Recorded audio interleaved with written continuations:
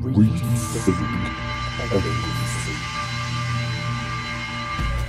And he just looks at me like a bigger brother would, and he's like, like kind of, I think he's annoyed and tired of me, to be honest. But he was like, the world's a big place. Like, you don't have to do this.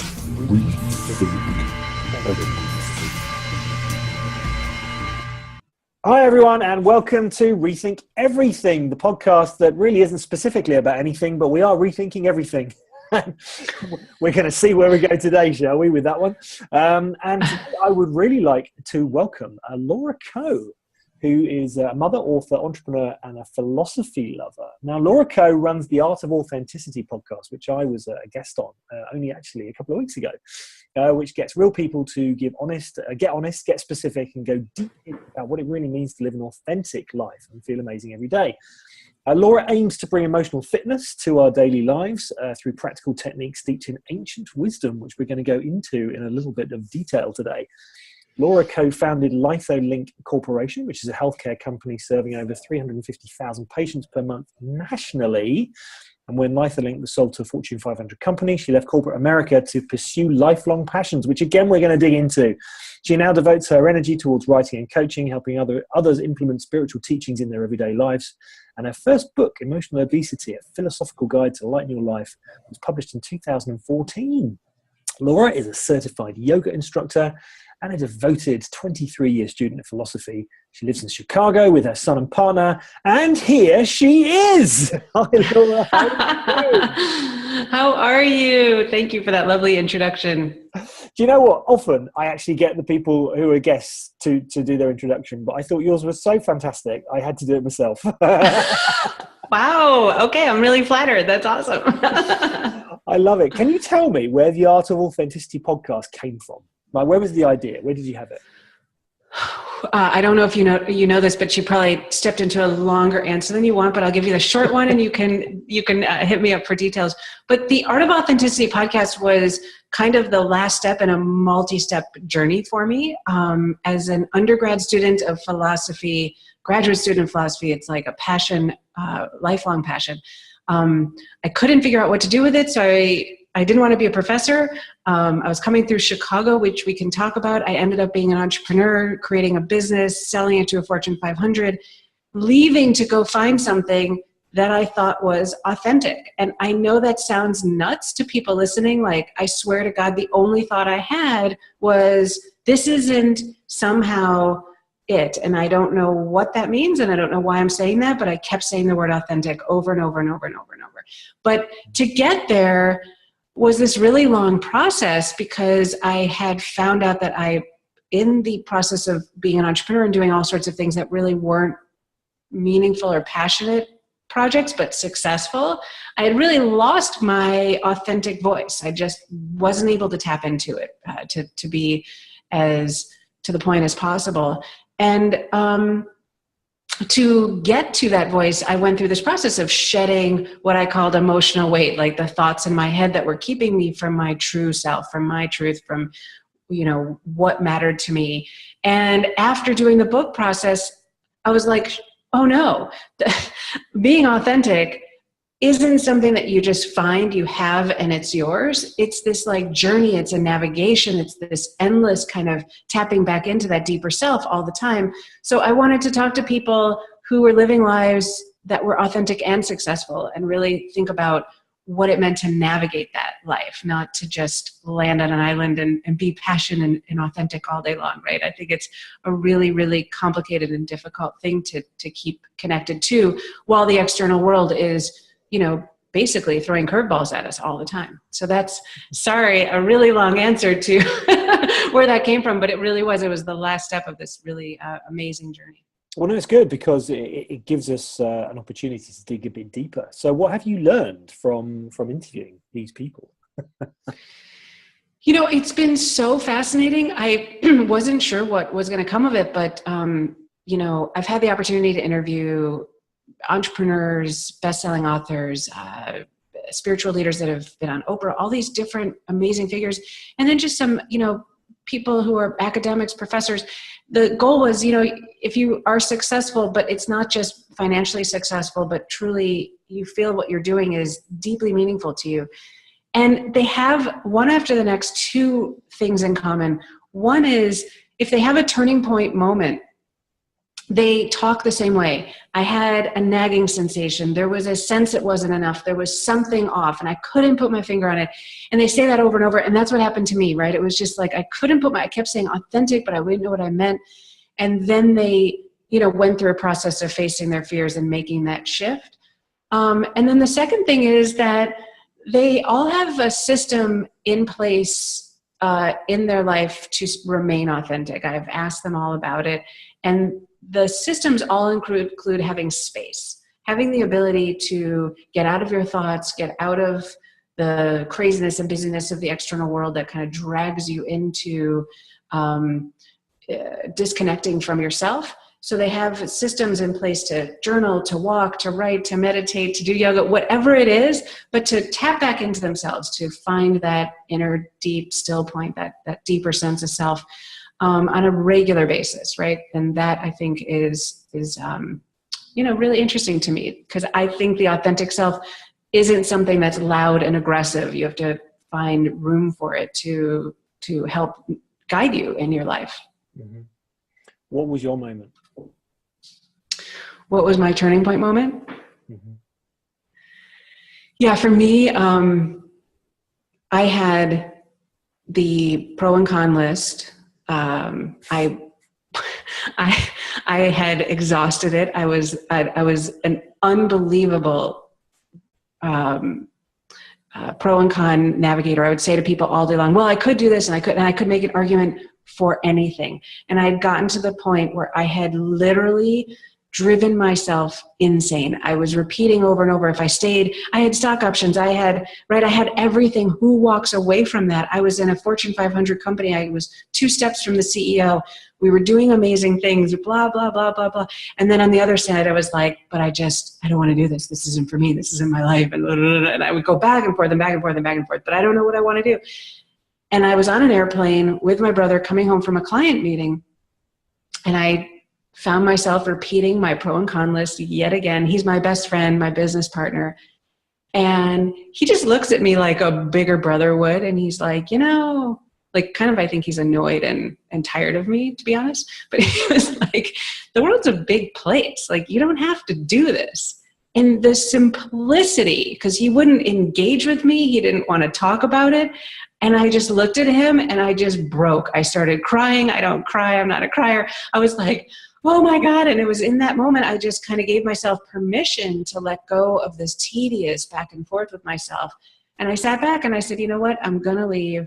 I don't know how yet, but this is what it's going to be. And it was on that airplane that I just made the decision, and I decided to do it differently. I let go instead of white knuckling and analyzing. And I was like, I'm going to wait for the opportunities to present themselves and stop trying to lead something that I don't really know what I'm doing. And that was sort of the beginning of a very different way of approaching life that worked really well for me. There'll be people listening to this right now who are probably thinking, or who may have just had their moment. Yeah. And it's really interesting that you also get, because the next question was, what did you do next? Well, you've actually given the answer as well. It's like you let go and you say, I am in charge here, but give me the info. Tell me what to do. It was amazing. I mean, I stepped back. I let go. I started sleeping better. And then I became open to the possibilities of how to leave, right? Because I was so incredibly aggressive that I needed to get an answer. And then it showed up. I mean, my brother called me one day and he said, our company notoriously just fired people. It was just crazy to manage Wall Street. They would give you a number, the company that purchased us, that you have to lose $350,000 of expenses. You're like, what the hell? We just grew 50% this year. Mm-hmm. Anyways, they did that again. And he calls me up and he goes, do you want to go on the list? If you quit, we could save a lot of jobs. And I had 48 hours to decide, right? It was just like, boom, there it was. And I had this really small window. I couldn't analyze it to death. And I really let go. And I was like, this is it. This is what feels right. And all of a sudden the job I'd had for 15 years, the business I'd built, I was out the door in 48 hours. It was amazing. That's so cool. Yeah. I love that. That's brilliant. Yeah, it was pretty cool. So how did the information come to you next? What to do next? Well, I'd like to say it was inspired and glamorous, but it was actually quite pathetic. It was several years of head banging, going in circles, doing everything the wrong way. Like, I feel like I am literally the poster girl for what not to do. And I feel like everything I've worked on is, how do I help my clients and do work to minimize this pain and suffering I put myself through? But I had thoughts in my head of how to approach the world, which had led me to this position I found myself in with success, but very deep lack of fulfillment. And I followed the same system. I kept thinking, okay, where in the world would I be best suited to do something? And then I would try to retrofit it backwards, right? So, the integrated healthcare systems at Northwestern opened up a practice downtown and they want somebody to lead it up. I like integrated health. It's different than the healthcare I was in. I had helped my own health issues. I'm good at that. Great fit. So I would work backwards. I'd work from the outside world in, and I try to shove things in to make them fit. And I hadn't done the work to find out, what I really want. And so I spent 2 years almost taking a handful of jobs, almost opening a couple of businesses. But I made one promise to myself that I would check in to see how it felt, right? The thing that I had cut off from, that authentic part, the part of like deeply, what do I really think? And that's what saved me from, I think, making another choice that might have been successful but not meaningful. So I did that for a couple of years until I hit a wall and I was like, okay, again, I'm clearly not in charge. I don't know what I'm doing. Step back, let go again. And that's when it really started to unfold. I got a coach. I started diving back into philosophy, the ancient wisdom that I've always known to be true. And that's when I started to get to these deeper answers that worked for me. Okay, I know there's people, well, first of all, there'll be people listening who probably had a moment who probably also had the scratch record effect there. So, wait a minute, hold on. But again, I think you've given them hope in a way. What go back to the ancient philosophy and the wisdom that you picked out of that. What did you see marry up? What was kind of like, oh my God, this is like really ancient. This is now same thing. Yeah, I mean, name it, right? Like, I was into yoga, so I was into the Yoga Sutras, and one after the next. It's just explaining the mistakes making, attachment to pleasure and avoiding of pain leads to suffering, right? So I was totally like pleasure seeking. I thought happiness and pleasure were one and the same. Happiness, buying things, having stuff, having successes, having fame, that's not how you find contentment and meaning. And so it was, like, oh my God, I'm just in this hamster wheel of trying to avoid pain, trying to find happiness. And that's not how it works. The thoughts in our head, right? Those are not us. Like, recognizing everything I'm thinking isn't meaningful. It doesn't mean I have to follow up on it. It doesn't mean I actually have to listen to it. That all the stuff in my head is from imposters, like just people, places that I've learned. And I mean, that comes from Sufism, that comes from Plato. Like, I mean, you just go around and you read this stuff and it's like one after the next. They say it a little differently, but the point that the narratives we create, the stories we tell ourselves, they're flexible. There's flexible ways of seeing the world. And I was rigidly approaching things the same way, believing everything I thought to be true and then taking action on it. So slowly I started to really doubt my thoughts. I started to question the truth, the validity of them. And I started to ask myself, what is this really based in? Oh, that's based in approvals. Okay, I don't want to do that. Why would I want to make a life decision based in approvals? Oh, this one's based in inner judgment. Okay, being the inner critic isn't a good answer, right? So the Four Agreements, right? He talks about that stuff. You could pretty much pick up any of these books and they're talking at the core, in my opinion, about this same concept. Eckhart Tolle, the thoughts in our head, the stuff that is just chattering away all day long, it's just mostly meaningless. You have to start with that deeper wisdom in yourself and then use your brain, that great tool, to translate what you really want. And once I started to get in the habit of that, it to my metaphor, right, I started shedding all that weight. I started like getting relief from the noise in my mind and making choices that were more aligned. Yeah. Do you find that you still have emotional baggage that you can just be okay with? Well, that's the other side of that sutra. Like, pain is, don't try to avoid pain. Yeah. I mean, that was such a big moment when I recognized I am working so hard to avoid discomfort. And why? Like, I know your book, Do Nothing. It's like, right? Like, why? I wake up now and I'm just not feeling it. I'm just having a day. I don't know why. I just woke up. Maybe I didn't hydrate enough yesterday, or I don't know, I had a bad dream. Who cares? I just don't care anymore. You don't have to feel good every day, right? Like, some days it's like, it's just not happening. I'm trying to write and it sucks. And I'm like, whatever. I don't have to judge it. It doesn't have to mean anything, right? But those meanings we apply to any discomfort, like, oh my God, what is it? I have to fix it. I have to feel better. Let me go shopping. Let me go, have a drink. Like, right? How do you replace that discomfort with pleasure? That's that cycle that you get in, and it is just the root of so much suffering. So yeah, no, I don't care. Have a bad day, watch some Netflix, like, right? Give it a rest. I love it. Yeah. What's been the moment where you just kind of saw so clearly that what you're doing is helping others? Because I mean, I'm doing this podcast because I had a really clear moment where it just said, do a podcast. I was like, I'm an atheist, right? I mean, it's like, okay, wherever that came from, I'll do it. Yeah, whatever. Yeah. Because there's this kind of very interesting conversation about going on at the moment about, we don't get to choose our thoughts, right?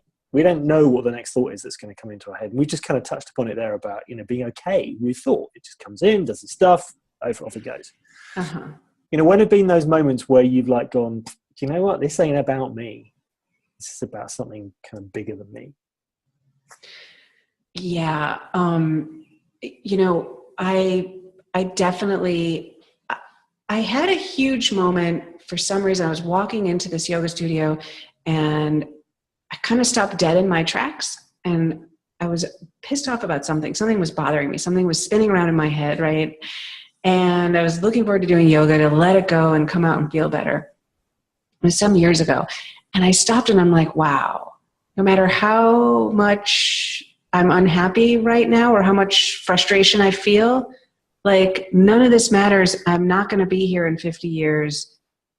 I'm fine. Like, I'm fine. It's all fine. Like, what am I talking about? Well, who cares, right?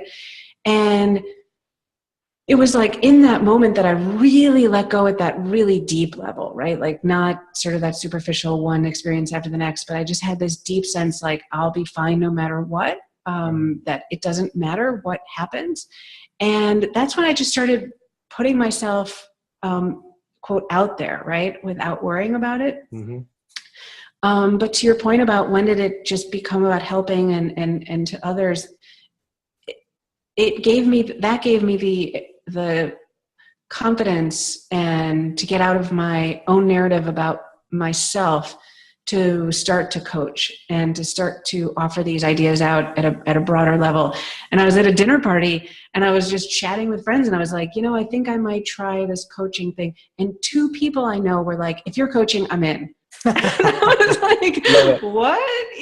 Like, that's crazy. And so it's like, wow, I am sitting here and I am driving myself crazy thinking there's, something more I need to do, or I need to go, like, I'm not a coach. I'm not good enough. I'm not this, I'm not that. And, these friends that know me well were signing up without even me offering a price or a concept. Right. And so, it's not about you, and you need to get out of the way. And this idea that we all have something unique and, that we have to offer. In my case, like it's one and the same, the philosophical ideas. Some people are doctors and they offer out their skills as physicians. I think these philosophical ideas, I love them. I think I translate them well. And so I just now find every opportunity to, offer that to anybody that finds himself in a position where it's useful. Fantastic.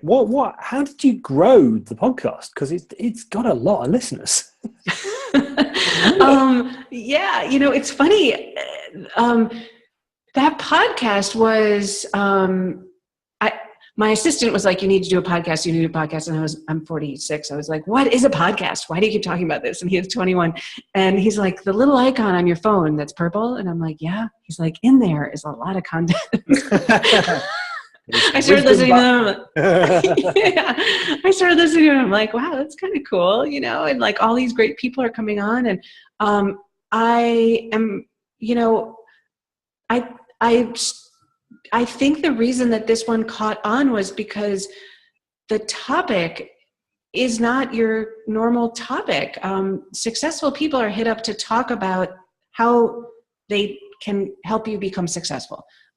What can I do to prioritize? What can I do to earn my first million? How can I start a business? What are the brass tacks? What are the practical? And that, that stuff, like it's very straightforward and people talk about it all the time. But to talk about how do I have success in a meaningful way? People just globbed on. They're like, oh, I love that, right? Like I never get to talk about that because they also are worrying about that a lot.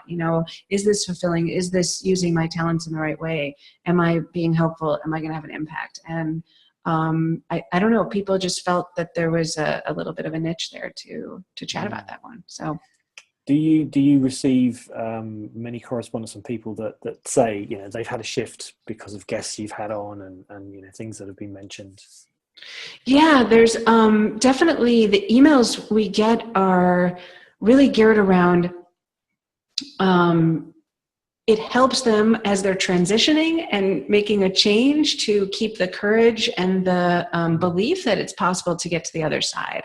Because I think when you're hearing these stories of people who were in that spot, were totally freaking out, right? Filled with fear and insecurities. And they jumped and they made that change. But it was also a long process that, it doesn't happen in 6 months, right? That they worked at it for a long time before they had the huge blog or the book success or what have you. So I think it gives them not only the confidence to hear the stories, but also I try to bring on people who are very realistic, right? I don't like this stuff out there right now. I don't know how you feel about it, but there's so much saying, follow these 4 steps and you'll make 6 figures. And it's just terrible. That's not true. It takes a while to make 6 figures. And I think you need to also have patience. And there's a serendipitous quality to entrepreneurship or doing what we're doing, podcasting, all this stuff. Sometimes it takes off quickly. Sometimes it takes a while to find its legs, and not to give up. I think there's something in when you were talking earlier about the whole idea of having to kind of face the thing that you think is the problem and which is you ultimately, which is the Yes. And we try and get away from it. It's like we live in a society which is this is why the step systems kind of are so popular, because it's like, well, if I could give you a shortcut, to avoid the pain, then people go, well, I don't like pain, so I'm going to take the shortcut. Yes. I think I did a podcast recently where I said, the shortcut is the long way round. I love that. I love that. Yeah. I love that. So I think it's no wonder actually that podcasts which are authentic, and also guests that are authentic, even though it's not necessarily maybe the shiny object, it's the one that is the consistent. It's there. It's people know. Again, it's pointing people back to that knowing of, well, do you know, the wisdom tells me there ain't a shortcut. Yeah, and to hear success story after success story saying the same thing, and I really try not to bring on people with the 2-step program. It's unfortunate, that so many people are doing that. Nobody says, here's your 2-step program to create a restaurant, that will be successful in 2 months, right? Like nobody does this with brick and mortar, but they do it on the internet. And it's just, I find it infuriating because it's setting people up to feel really bad about themselves. You know, why didn't mine hit in 60 days like so-and-so says? Well, that person is taking your money. It's a Ponzi scheme. They're taking your money. Yeah. Right? Like I figured it out one day. I'm like, wait, You they're fell saying, for it. give Look me inside 10, about that. right? Like Yeah. to give me 10 grand so that I'll tell you how to make 10 grand. Well, he just made money by taking your money. It's crazy. Yeah. Although having said that, the best two-step system I've ever heard is courtesy of Michael Neal, who said every decision you've ever made in the whole of your life can be explained by 2 sentences. The first one is it seemed like a good idea at the time, and the second one is what was I thinking? See, yeah, that's realistic. That's a good two-step system. Explains everything. That's awesome. So, ironically, I was going to ask you a question about how to, but I don't think I feel I want to now. No, I'm all about how to. Just I'm not going to say how to make 6 figures. Yeah, no, exactly. I mean, obviously, yeah, you've got the yoga there, which I think is really interesting. Is that part of your process to stay to stay within, I guess? Absolutely. I mean, I definitely got to a point where I was like a yoga pusher and kind of weird about it, to be honest. And I had to like, chill out because to me it was, I'm an athlete. I was always, doing sports as a kid and I did 2 varsity sports, and yoga was like this crazy thing. I thought it was just to breathe and stretch. So I went to the gym one day and I worked out first because I was like, this yoga thing is just to relax. And I walked in, I just got killed. I mean, I was dripping sweat, and it moves every part of your body from your toes to your head. And it just gets rid of so much tension in parts of your body you didn't know you were holding tension. It's so different from the gym or sports. And, it was designed to do that, to open up your body so you could meditate. I don't think a lot of people realize that yoga is just one of multiple parts of a spiritual system to find enlightenment. But anyways, it really worked for me, right? It was just incredible at opening up my body, creating space, slowing down my thoughts, allowing me to kind of come back to the center place. So I did kind of overly suggest it for a while. At this point, I feel that it's not necessary for people. I think what's necessary is finding something that brings stillness to your life. If it's golf, if it's walking, if it's journaling, it doesn't really matter, but something, meditation, that centers you, that calms you down, that slows down your mind because of the incredible amount of stimulation that we all face every day. For me, it's yoga. I mean, it just really, really works for me. But, for some people, it might be kickboxing and then, like taking a walk. Squash. Oh, I love squash. Yeah. But yeah, I mean, I do use it with my clients. So the breathing techniques, the meditative techniques. Sometimes if a client's in Chicago, I will have them come to my house and we'll just sit quietly before we start a session. And, that really helps because, again, those narratives, those conversations we kick up with ourselves, and we get so connected and committed to them that we don't have the space to really see an alternative. And I think that these systems really can help. So I just wanted to ask you about because obviously, your ancient spiritual wisdom, expertise, I would like to just kind of tap into that because interesting that you said that yoga is part of the system for enlightenment. So yoga gets you in a space for meditation. Where's that from? I never heard of that before. Oh, so the yoga is an ancient system. It's several thousand years old, and there's 8 limbs to yoga. So when we think of yoga in America, we think of the asana, the actual physical postures, right? Like the sweating it out in now gyms across America and Europe. But it was designed as one of 8 parts to find enlightenment. And meditation is part, nonviolence is part, the Ayurvedic medicine is part. And so these all together combined help you find enlightenment. And there's this great quote about yoga in this system that I think came from Buddha, but it was that when you come to yoga, your body is one and your mind is in pieces. And when you leave yoga, your body's in pieces and your mind is one. right? I love that. So you've like done all these crazy contorted moves, and then you're supposed to be able to then meditate, because now your body is completely relaxed and at ease, and your mind is still and calm, and then you can go into a meditation. But that's what it was designed to do. And there's the philosophy of yoga. The sutras are amazing, and it's it's a very complicated system that is quite wonderful if you get into it.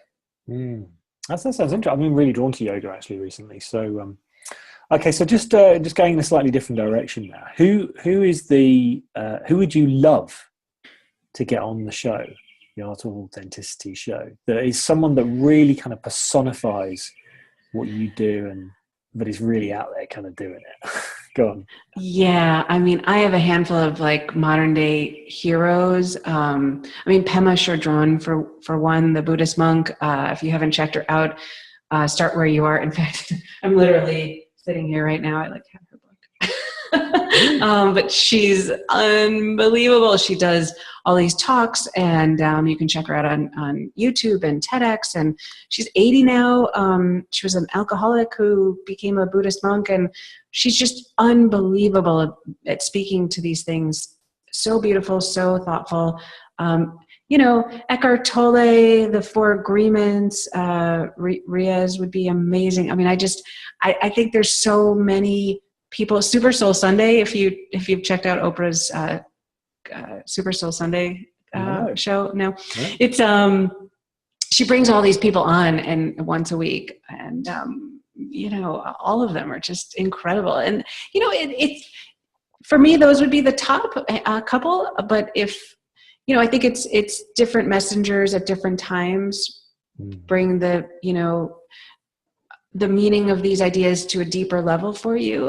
What I love about these concepts is you can read them, for 10 years and then come back to it and just, oh my God, I just got that at a deeper level, right? Like I really think that hit me. So, right now they're sort of my favorites, but I move around year over year. Cool. I mean, just going on again a slightly different note here, there are major shifts happening. There's lots of turmoil and turbulence happening in the world right now. Where do you kind of like stand on things like collective consciousness? What's your kind of views on that?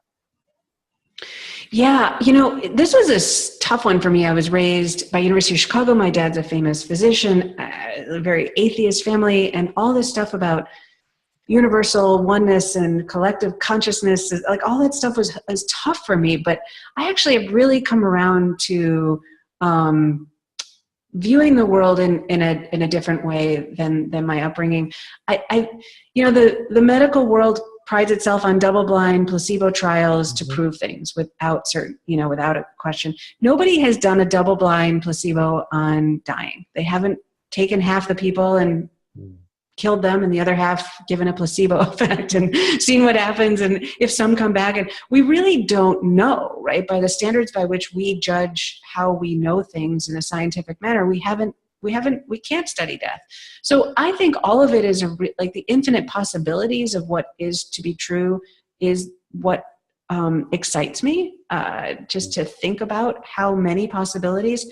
And this idea of a collective consciousness, I mean, there is more research being done. I'm not deep on the science side, but quantum physics and the idea that one particle can be spun together, coupling, and put them on different sides of the country. Quantum entanglement. Yeah. I mean, and you can spin one and the other one spins. It is amazing. And I do believe that we really do have a bigger impact on each other. It is not our energy, our experiences don't just stay with us. And we talk this way, right?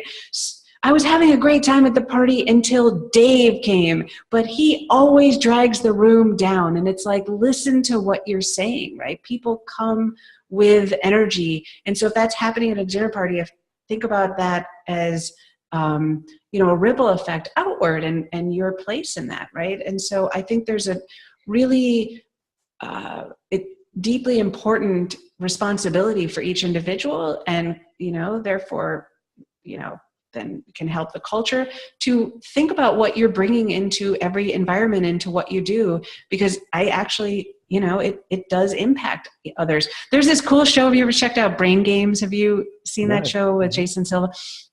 He has this experiment where he takes a bowl of chili and he says to these people, put a certain amount of hot sauce on here.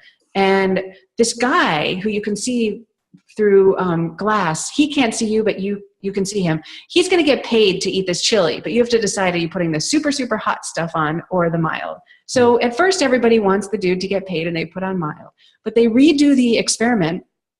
And this time around, they have the guy bump into them intentionally, really aggressively, really obnoxiously on his cell phone, doesn't apologize, right? Like totally pisses off these participants. So then the participants come in and they see on the other side, oh, that guy is going to make money if I decide on this hot sauce and chili thing. So they take this super hot, kill me, there's skulls on the hot sauce and they put it on the chili.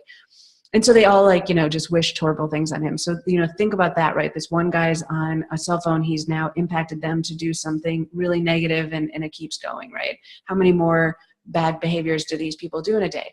Well, the last part of the experiment is that the participant gets bumped again by the cell phone, the rude cell phone guy. They go into the room and they're offered a glass of water. One gesture of kindness. The guy who's standing there with the chili, he explains the experiment. He says, can I get you a glass of water or anything else? Just from that one act, all the participants went back to offering the mild hot sauce, right? And so I just think, when we come from a place of compassion, when we come from a place of, responsibility about our own consciousness and our own behaviors, there is this really amazing ripple effect that is happening. And, I know there's a lot of things happening in the world that are very scary and there's a lot of fear, but the more we respond to that in a fear-based way, it just perpetuates what I think is, an endless cycle. I love that. Thank you so much for sharing that story. It's a great story. Yeah, I mean, there's a big I think shifts happening at the moment over here in the UK with the latest suicide bombing in terrible concert in it's just crazy. It's terrible. Yeah. And I watched a documentary called Dumar the Button, and it's basically about suicide bombers in ISIS. And these are normal people. They're not nutters. They are normal people with families, and to them it's justified revenge. And until that cycle of fear and hatred kind of is broken, I guess. Nothing's going to change. So on a more positive note, what are the plans for Laura in the future? What do you got coming up? What are you doing? Well, I mean, I feel I'm exactly where I want to be. The podcast is going really well. The work I'm doing is satisfying, and I'm able to help people in whatever ways. And I'm thinking about my next book. So that's kind of the summer plan, is to get this book idea clear and start writing, the process. Oh. Yeah. Oh. Yeah. So, I'm excited that, it's taken some time to recreate the life I have today, but it seems like it's really taken shape and form, and book number 2 is on the horizon. Mm-hmm. And so was there some passing wisdom, some spiritual passing wisdom, some ancient spiritual passing wisdom, let's say, that you can leave us with before we say goodbye? Something that has really kind of resonated for you over the years, keeps on coming back. Absolutely. I asked my list the number one thing that's concerning them, and I was really surprised to hear back fear. I thought I don't know why I thought it would be different, but anyways, I got back fear of failure, fear of beginning something, fear of not being good enough. And it just was one after the next. And Krishnamurti is a philosopher that I really enjoy. He's not alive anymore, but he's relatively recent. And he talks about fear in a way that I would love to share. Instead of thinking of fear of heights or fear of failure, right? He says fear is just one thing there is no such thing as multiple fears. Because if you are afraid of flying, the actual airplane itself is not a fearful object. We are just imprinting fear onto that object, right? If you're afraid of escalators, the escalator itself, right? It's just equipment. If you're afraid of spiders, if they don't bite, they're not poisonous, that spider itself is actually not a dangerous entity. So what we're doing all the time is imprinting this feeling onto objects that are not inherently, right, objectively scary things. A tiger chasing you is, right? Like that is the difference. You could get killed. And so I just loved this idea that if you take all of your fears and you ball them up into one thing and just think of it as just fear, fear is something that you decide to place out into the world unless you are in fact in mortal, danger. It kind of clarified this whole idea that maybe I don't have to think about each thing as a separate challenge in my life. Just manage the concept of fear and how I think about it instead of each individual experience. So that's my my thought for the week. Fantastic. Well, Laura, it's been lovely having you on the show, and really appreciate you taking your time to give us some of your wisdom. And it's been really enjoyable. Thank you so much. Thank you so much. This was so much fun. Thank you for having me on. Great stuff. And where can people get hold of you? Yes. The podcast, Art of Authenticity, on iTunes. Come over, check it out. Lots of great people coming on. And my website, lauracoe.com, C-O-E. And I'm on Twitter, Laura Esco, pretty actively. Superb. Thank you once again, Laura. It's been brilliant. Thank you. Thanks very much.